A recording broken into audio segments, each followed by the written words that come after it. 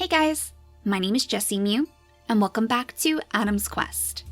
In the last episode, our bluebird family made the decision to start leading our tribe over to the new ports.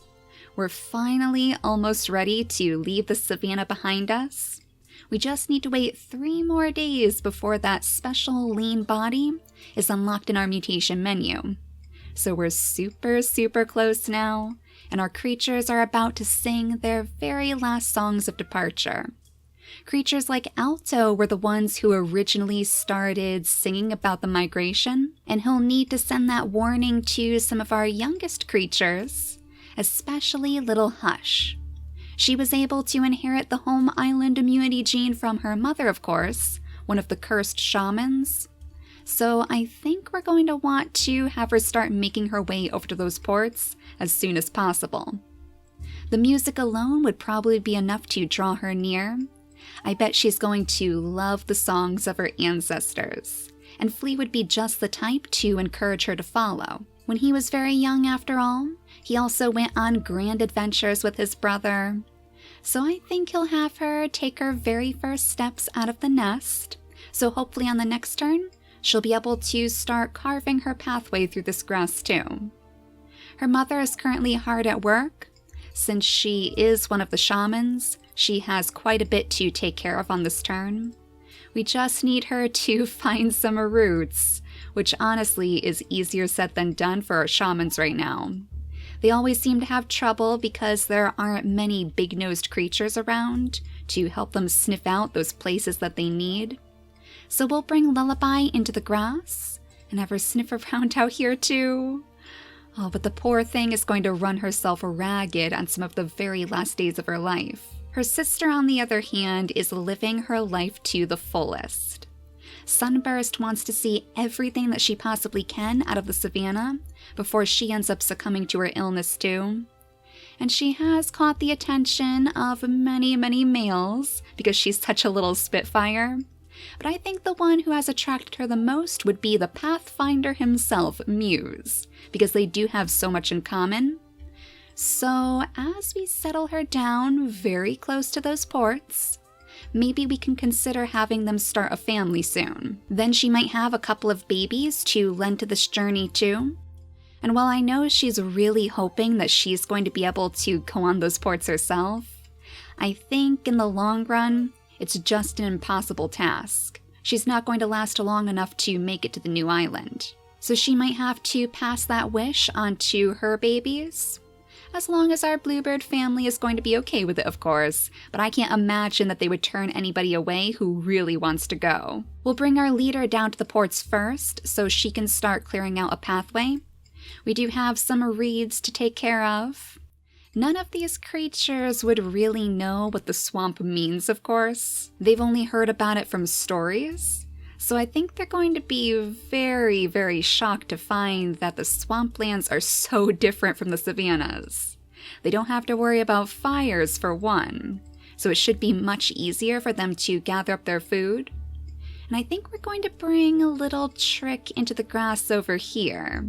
Something tells me he wants to sneak around the outskirts to see if there's any other berry bushes that he could pick from maybe, because I'm sure he wants to be just like his parents when he grows up. Cora is keeping watch though. She knows exactly where this little baby has run off to, so you're not going to escape the watch of our guards that easily. And then Blossom, you can finally pick up all of this delicious Berryina meat, which I know you've been looking forward to for quite some time.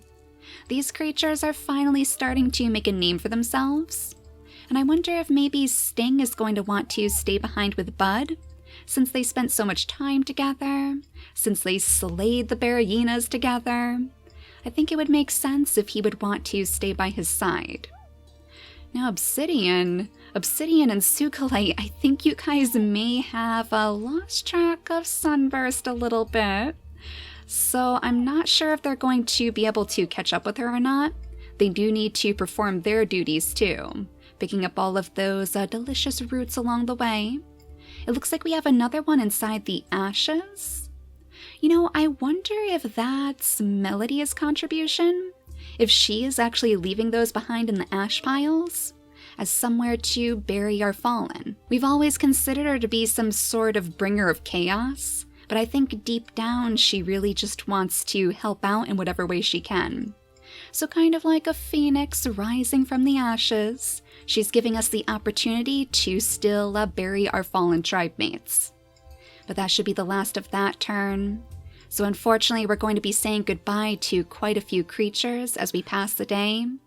Poor little Flea, who is leaving behind his only daughter, and I know that's going to shake her up quite a bit. But luckily, she does have other creatures in the area who might just hear her tiny cries for help, like Rarira, the very mysterious beacon. Oh my goodness, wait a second though. We have a brand new little wanderer? Oh my gosh, are you the only one around here? Let's just make sure.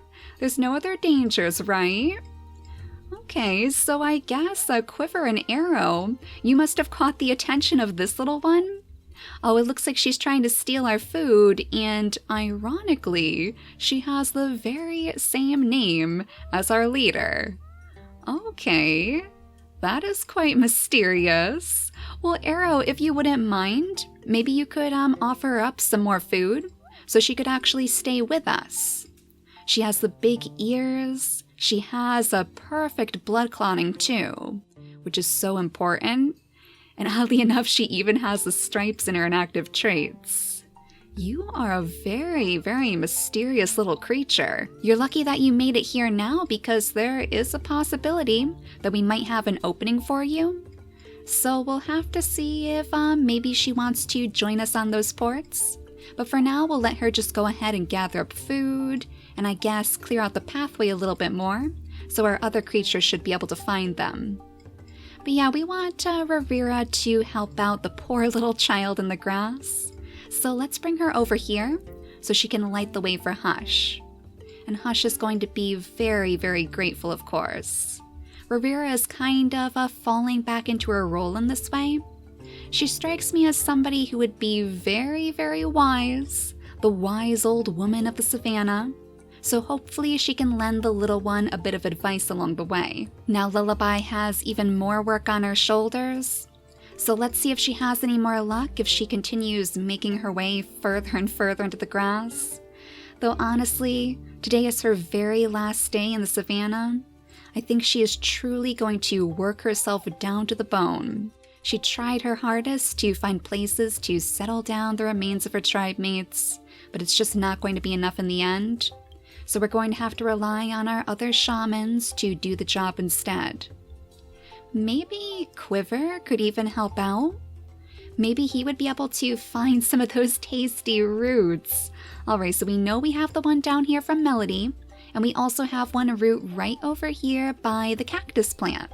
So Obsidian, if you scoot up this way, you should be able to then dig up that tasty root and find a good place to settle down one of your many ancestors. Maybe that could even be a place for Blossom, since she did also pass away on this turn, and we want to remember our strong fallen warriors as best as we can.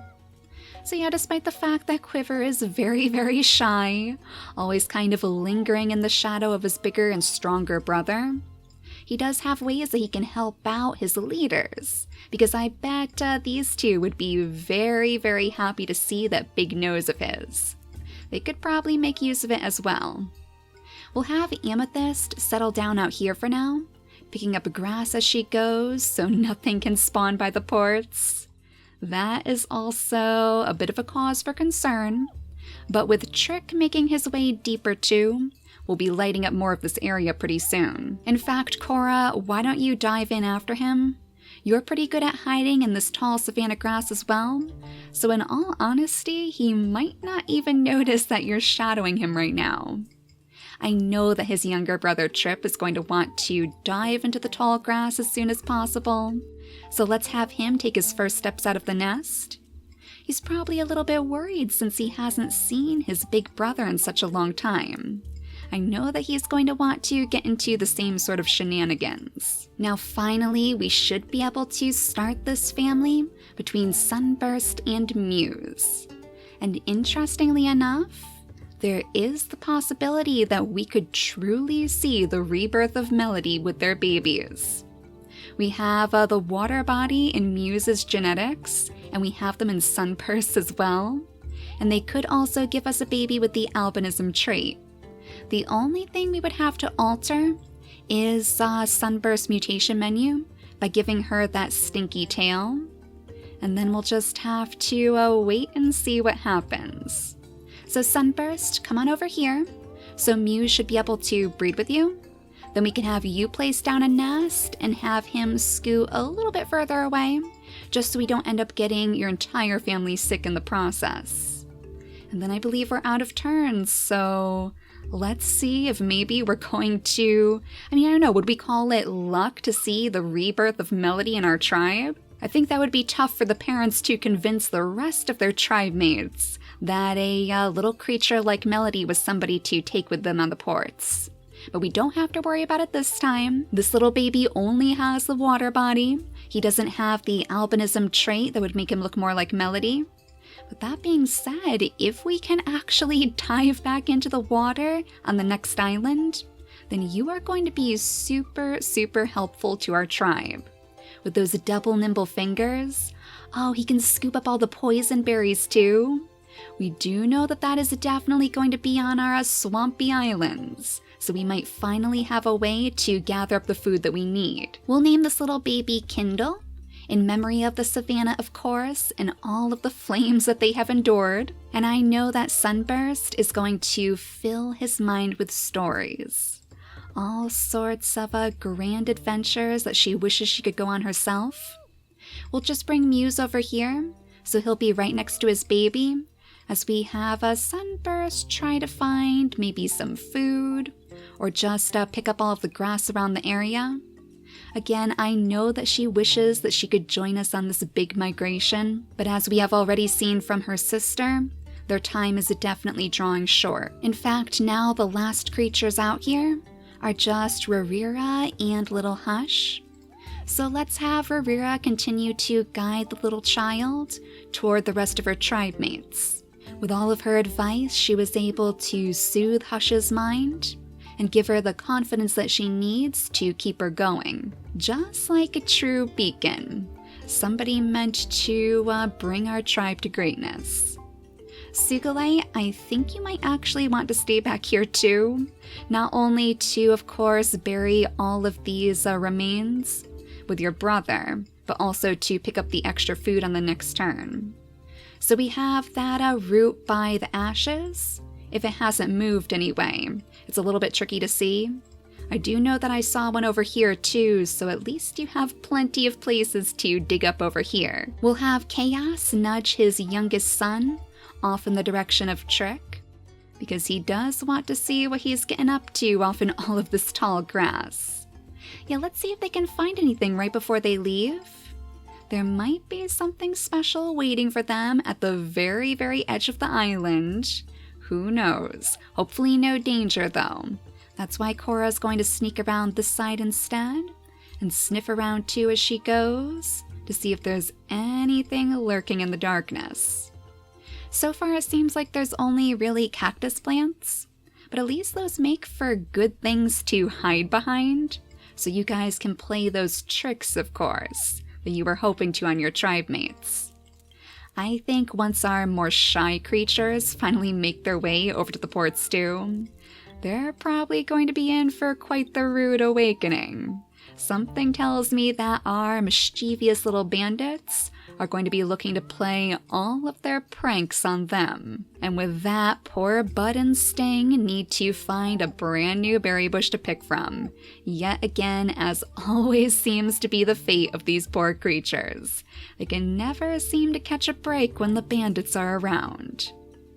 Now I think we'll start moving Quiver and Arrow and their new little friend over to the port stew. I kind of feel like we should probably give her a new name, just because it's going to be very, very confusing if we have somebody who is named after our own leader.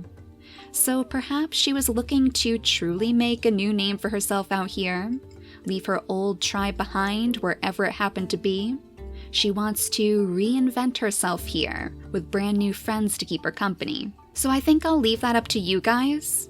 For now, she'll just be this nameless wanderer, but in the next episode, we'll give her a true name to go by. So with the last of our turns used up here, we'll leave little Isis on the ports, and then we'll get ready to skip the next day, which should, I believe, give us the lean body that we have been waiting for.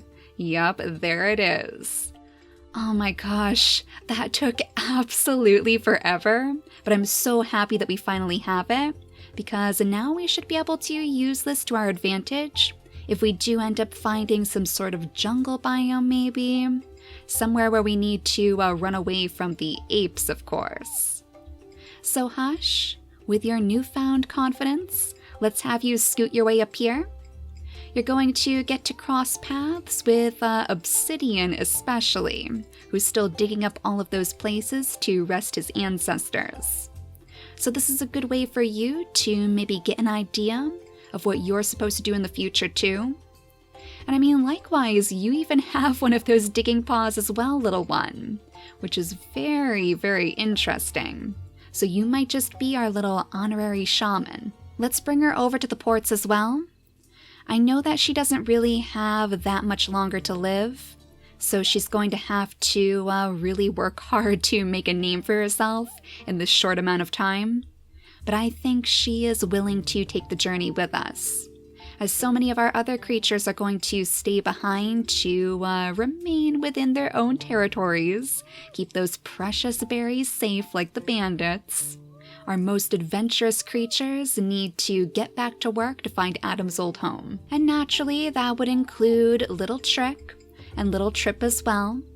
Trick has grown his very final gem, so let's have him scoot all the way over to those ports. He can move so quickly too, so I know that he's going to have quite a bit of fun running through the swamplands. The one thing I'm a little bit bummed about is that we don't have anybody with the stinky tail.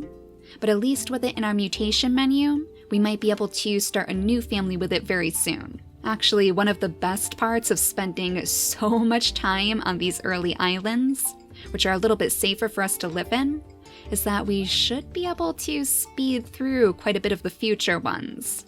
As soon as we find a way to gather up more food, restore our food supplies so we don't have to worry about starving later, then we can just move on and see where Adam's old island is waiting. But go ahead and gather up those few meager berries that you have left. We'll scoot you guys out into that tall grass. Make sure you're not going toward any fires either. Thank goodness they're so far away that our creatures aren't going to have to run from them anytime soon. Now, Muse, I think it's going to be time for you to part ways with your mate. Poor little Sunburst is going to pass away on the next turn, but we know that she's very happy because she was able to enjoy so much of this island before she left. And she knows that her little son is going to be carrying on her legacy as well, into uncharted territory that she herself could not even touch. As long as this next island will actually allow us to use the ocean again, then little Kindle is going to have quite the surprise in store. There's a lot that this tribe has never had the chance to discover. So we'll leave her on one of the tallest hills in the Savanna, watching over all of our creatures getting ready to leave on those ports. I feel like there's no better place for such a creature to pass away. Now we just have Hush left to bring over here, so let's have her make her way through the grass, as it seems our little bandits have a thief of their own to contend with, getting a taste of their own medicine perhaps. Well, Chaos, you better scoop up those berries super quickly, and make sure that your mate does as well, because I think she is going to be back. I don't think she's going to leave you guys alone for very long. Likewise, you guys better scoop up those berries as fast as you can too. Sugalite can do the same on his very last day, and then Rarira, who is unfortunately going to be left on her own. Unless we bring Obsidian back to her side, searching out for more of those delicious little roots to dig up in the process. Hush is going to need literally just one last day before she can make it to those ports. Unless maybe we scoot you over here? Maybe? No, she still needs just one more day to get over here. Alright, but at least everybody else should be able to settle down. So as soon as we pass the day, we'll be able to finally have our leader bring us to the next island. So I don't think we'll want to wait a moment more. Let's go ahead and skip the day. Oh, and they're going to be leaving in the rainfalls as well? How perfect is that? That means that we can actually have our bandits scoop up tons and tons of berries. I mean, you guys must consider this to be a wonderful omen for you. Oh, and you as well. Oh my goodness, she is going to steal every last bit of their food. So you guys get the last laugh, I guess, because at least that means that you have plenty of berries to pick up instead. Quite a bit more energy than our mischievous bandits, who spent so much time running around the savannah that they weren't even able to pick up the last of their berries. So I think that means that we are officially done with the savannah. We've gotten all of the genetics that we possibly can out of this place, and our creatures are ready to set sail. So if you wouldn't mind, Isis, you can go ahead and do the honors, and I'll see you guys as soon as we get to our brand new island. Well, I think we're here. Oh my gosh, this place looks so dark and spooky. It's actually very small though, quite a bit smaller than most of the other islands we've been on. And it does actually have an ocean. Oh, little Kindle, you are going to be so happy. You can finally splash around in the waves, like so many of your ancestors were able to do before you. But more importantly, we actually do have some food waiting for us right at the start. So that means you guys can get started collecting your food sources straight away. Let's check out the island situation too, where we could possibly move to next. And I think this one over here is going to be the one that we want to head toward. And if I'm seeing that correctly, it does look like it is actually a jungle biome. So maybe we were right to wait for that lean body after all. Something tells me we're really gonna need it. But Kindle, I don't think you would wait a moment to dive straight into that water, grab up that shell that's just teasing you from the sand. We'll have to see if maybe our bandits wouldn't mind going after you too. I know they're also going to want to explore this world as soon as possible, so I bet they would be willing to watch your back. They're probably quite impressed by the fact that you can breathe so easily in this water. I mean, I know most of our creatures are going to be very, very interested to see what they can discover in the waves. This is something that nobody they've ever known in their lifetimes has experienced. The ocean back in the savannah was just a big, deep abyss that was too scary for anybody to explore. Let's bring Muse after his son as well, so that he can also help him, guide him toward the healing fruits. Oh, those water-breathing plants. That means that all of our shamans can get back to that part of their role as well. Previously on our other islands, they helped heal our sick and our injured tribe mates by allowing them to use these healing plants. That's where a lot of their lore actually came from. So there's truly no better place for these sorts of creatures to settle down. We might even have a Muse go ahead and use one, just so he'll be able to go into the ocean too with his son, because I bet he would love to spend some time with him in those deep, deep portions of the ocean. Now we'll want Amethyst to go after her sister, but first I want to see if maybe Quiver could help us out, as one of the few creatures with a big nose, and one of the few creatures who understands the woes of the shamans. Let's see if he can sniff around, smell any of those roots. Oh, perfect. And shells too? Even better. Okay, Amethyst, your job is about to get much, much easier. Oh my gosh, she has even found a permanent nest. Some tiny little fish in the ocean? Okay, this has to be a sign. As if his stripes wasn't a sign enough. I feel like that alone would be something that would draw the attention of our leader in particular.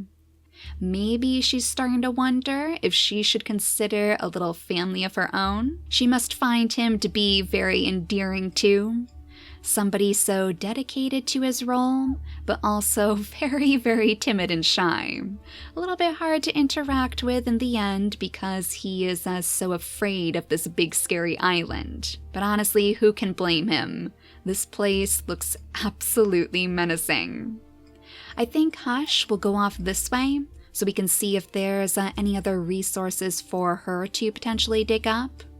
But she's also going to be traveling in the company of our little roaming bandits now. So hopefully they're not going to play too many tricks on her. Hopefully they're going to give her a little bit of a break, so she'll be able to gain her footing here too. And our little wanderer in the meantime, I feel is going to want to stick very close to Arrow's side. Since he was the one who originally invited her into the tribe, they've probably grown to understand each other quite well. Especially after Arrow's heart was kind of broken, since Sunburst wasn't there to choose him. She might be just the kind of friend that he needs right now. So let's have them go off exploring together, clear out all of this tall grass in the process. And they have so much more energy too. I mean, that has to be the biggest relief of all, that they don't have that hot savanna sun beating down on them anymore. I think I might see one of the toxic berry bushes out here too. So we'll have to bring our poison-fanged creatures up in that direction to hopefully pick from that. That could be either Muse or Kindle, or even Isis or Amethyst. But the others are going to have to stay a little bit farther away, because we don't want them getting poisoned, of course. And I think I may have heard a Krabbit spawn. It looks like they're a little bit far away. Oh boy, those Krabbits who love to challenge our tribe mates. They're already looking to send us trouble, it seems. They are off in this direction though, so I wonder if that means that they're luring them closer to those jungle ports. That would certainly make sense. And I'm sure that's what our bluebirds are going to want to investigate. But first, I think we will indeed start the next generation in our royal line. This is one of the very, very few situations where our bluebird's mate is not going to have to put the stripes in his genetics. The only thing we might want to place is the ram horns, but I think for now we'll skip it, because it is quite likely that we're going to see it on their babies anyway. And we'll just drop that normal blood clotting gene, as always, into Isis's mutation menu. Maybe we actually want to place a stinky tail in there too, because I am still a little bit worried about that. And if we are going off into the jungle again, that would be a super, super good thing to breed onto our babies now. So go ahead and breed with her, and then we'll have you set up in this nest over here, the very first one that you guys managed to discover, as Quiver sneaks over to the berry bush to pick some berries for his brother, as he so often did in their youth. So I think it's already plain to see that we are going to have a much, much easier time on this island. The only thing that could really bother us are those pesky bugs if they decide to descend upon our tribe and infect us with the sleeping sickness. But we have trees to gather acorns from. One of our families will definitely need to make a little pilgrimage up there. We have shells to pick up. We have tons and tons of water resources. And I know that little Kindle is just having the time of his life right now. And so is his father too. Oh, chasing after fish again. Very, very interesting. If that one gets close enough, you might want to consider scooping it up. But let me know what you guys think we should name our wandering creature, our new little nameless wanderer of the tribe. And in the next episode, hopefully we'll get to see her start a little family too. But for now, thank you all so much for watching, and I'll see you all next time. Bye guys!